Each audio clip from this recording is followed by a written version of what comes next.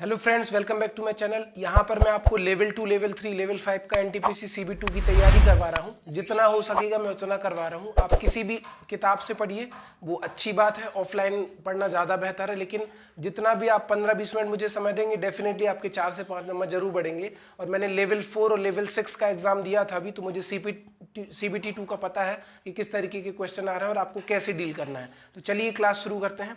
आपके सामने क्वेश्चन लिखा है, एक व्यक्ति किसी वस्तु को 20% के नुकसान पर बेचता है। मान लो किसी वस्तु का जो क्रय मूल्य है वो 100 रुपए था, है ना। अगर आप किसी वस्तु को 20% के नुकसान पर बेचोगे तो 100 का 20% कितने रुपए हो जाएगा? 20 रुपए हो जाएगा। इसका मतलब सेलिंग प्राइस कितनी हो गई? विक्रय मूल्य हो गया 80%। ठीक है। यदि वह उस वस्तु को 12 रुपए अधिक में बेचता तो उसे 10% का लाभ होता। कहने का मतलब है, अगर 100 रुपए की वस्तु को 12 रुपए अधिक में बेचता तो 10% का लाभ होता। मतलब अगर 10% का लाभ होगा तो 10%, 100 का 10% कितना आ गया? 10 रुपए, तो 110 रुपए हो गया। ठीक है। तो सीधी सी बात है, पहले 100 रुपए की वस्तु कितने की बिक रही थी? 80 की। अब 100 रुपए की वस्तु कितने की बिक रही है? 110 की। हमारे हिसाब से कितने रुपए ज्यादा की बिक रही है? 30 रुपए। जबकि क्वेश्चन में लिखा है कि अगर वो वस्तु को 12 रुपए अधिक में बेचता, तो आप कहोगे सर 30 की वैल्यू 12 के बराबर है, तो 1 की वैल्यू कितनी होगी? 12/30। ठीक है। तो पूछा गया है वस्तु का क्रय मूल्य कितना होगा, तो आप क्या करेंगे? 12/30 गुणित 100, तो 3 दहम 30, 30 चौको 12, 0 से 0 कट गया। 10 का 4 में गुणा करेंगे तो 10 चौको 40 आ जाएगा। तो ये बेहतरीन क्वेश्चन है, आप ध्यान से समझेंगे तो समझ में आ जाएगा। सोमवार से बुधवार तक का औसत तापमान 37 डिग्री सेल्सियस है। तो अगर मैं टोटल निकालूं किस किस का, मंडे, ट्यूसडे और वेंसडे, मंगलवार, सोमवार, मंगलवार, बुधवार का टोटल तापमान हो जाएगा 37 × 3, 30 तिया 90 और 7 तिया 21, 90 और 21 हो जाएगा 111। टोटल आपका 111 डिग्री सेल्सियस आ गया। ठीक है। मंगलवार से गुरुवार तक का तापमान, तो देखो ट्यूसडे, वेंसडे और थर्सडे, मंगलवार से गुरुवार तक का तापमान 34 डिग्री सेल्सियस था। तो 34 × 3, तो 34 × 3 में टोटल निकलेगा तो 30 तिया 90, 4 तिया 12, 90 और 12 कितना हो गया? 90 और 10 102। ठीक है। तो टोटल आ गया आपका 102 डिग्री सेल्सियस। ठीक है।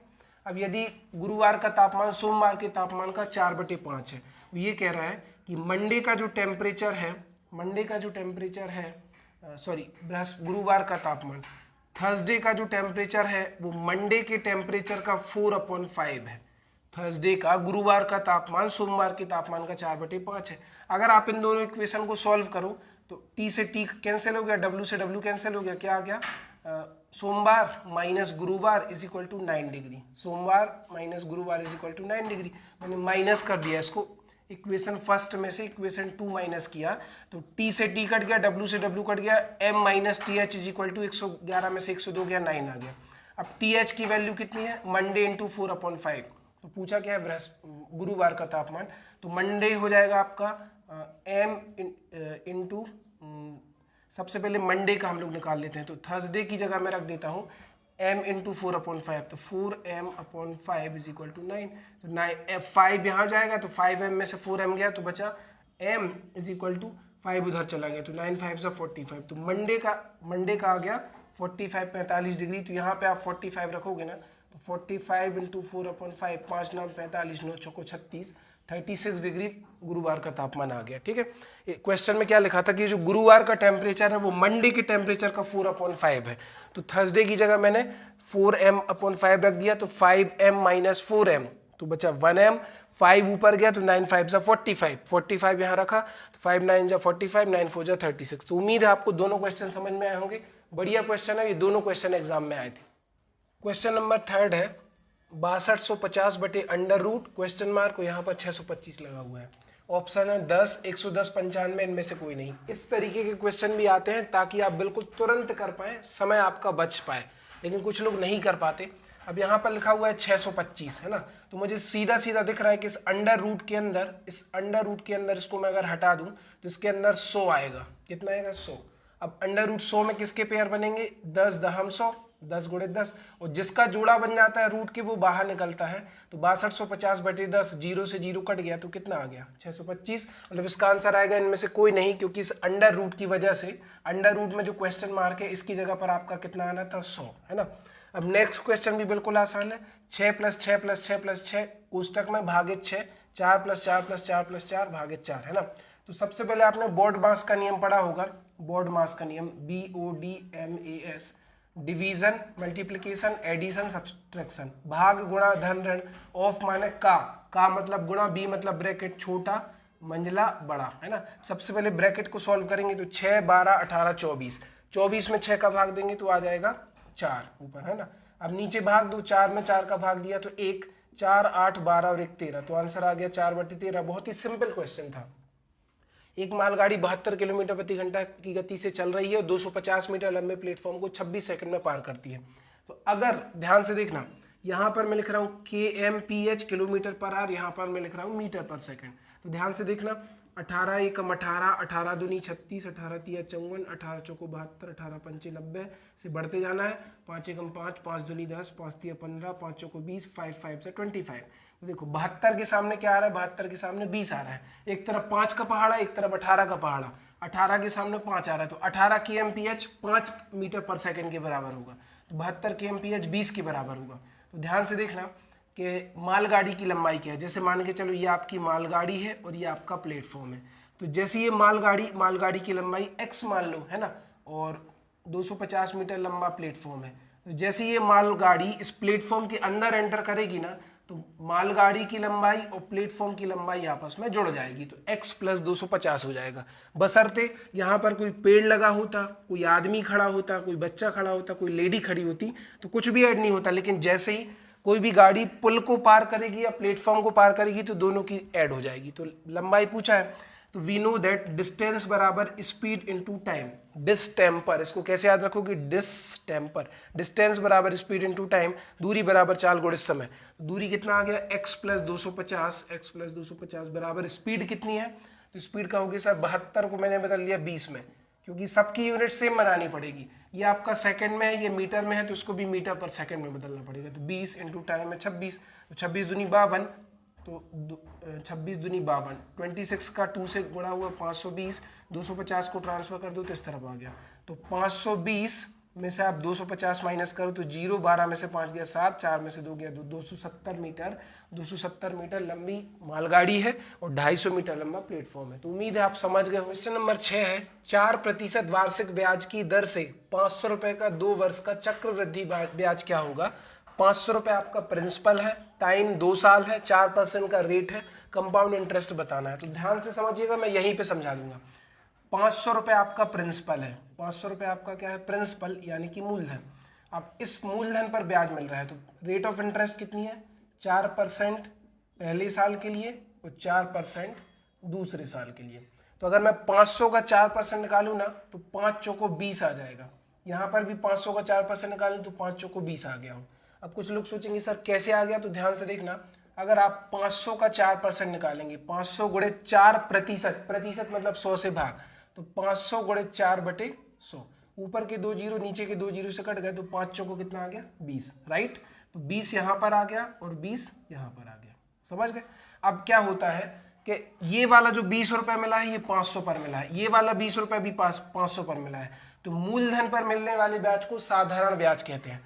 प्रिंसिपल पर जो ब्याज मिलता है ना, उसको साधारण ब्याज बोलते हैं।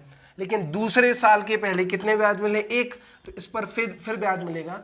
तो 20 का 4% निकालोगे तो ध्यान से देखना, 20 गुणित 4/100, 0 से 0 कट गया, 4 दूनी 8, 8/10, नीचे से 0 हटाओगे ना तो 0.8 आ जाएगा, मतलब 20, 20 40 और 0.8, तो 40.80। फिर से समझो, 500 का 4% 20, 500 का 4% 20।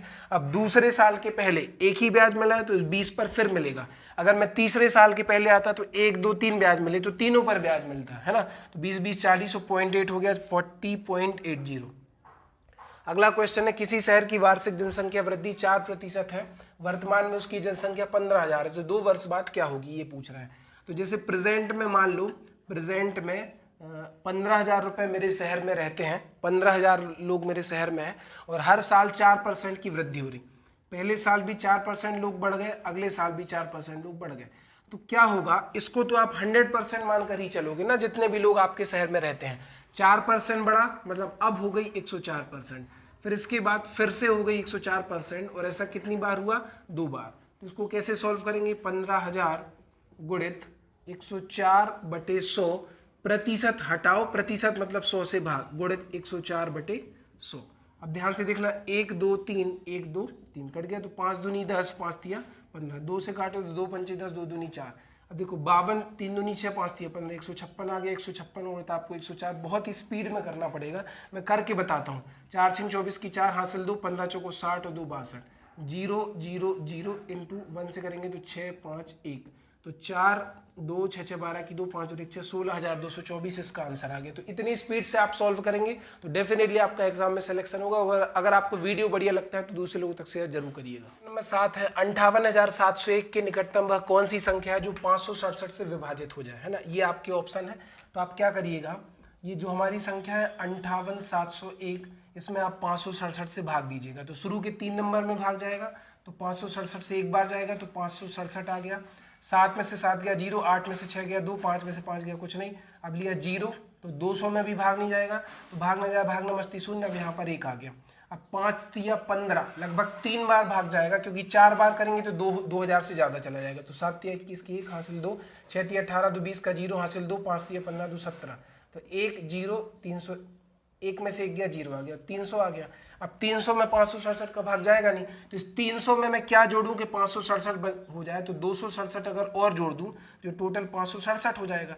अब मुझे ये 267 इसको देना पड़ेगा, इसको देंगे तो देखो 7 और 1 8, 6 में 0 जोड़ा 6, 2 और 7 9 और आ गया 58, तो 58,968 इसका आंसर आ गया। अगला क्वेश्चन है कि n के किस मान के लिए 1/4 छोटा है, n बड़ा है 1/4 से और n छोटा है 1/3 से, तो 6 एकम 6, 6 चौको 24, 6 चौको 24, 1/4 आ गया। 1/4 n का मान 1/4 से छोटा है, ये नहीं हो सकता, मतलब बड़ा है, ये नहीं हो सकता। 8 एकम 8, 8 तिया 24, ये भी नहीं हो सकता। n का मान 1/3 से छोटा है। अब इसको ट्राई करके देखते हैं। आप 7 में 24 का भाग देंगे तो भाग न जाए, भाग न मस्ती शून्य लगाए, दशमलव 24 दूनी 48, बचा कितना 22, राइट, उतारा 0, 24 नम्मा 216, 24 नम्मा 216, तो 0.29 आ गया। तो 1/4 का मतलब है 0.25, 1/3 का मतलब है आप भाग देकर देखना 0.33, कितना 0.33, तो ये जो 0.29 है ना, ये इन दोनों के बीच में आ रहा है, तो इसका आंसर आ जाएगा 7/24। तो उम्मीद है आपको आज का वीडियो बढ़िया लगा होगा। अगर वीडियो बढ़िया लगा है तो दूसरे लोगों तक शेयर करिए। चैनल पर नए व्यूअर्स है तो चैनल को सब्सक्राइब करिए। आज की वीडियो में इतना ही। थैंक यू सो मच, धन्यवाद।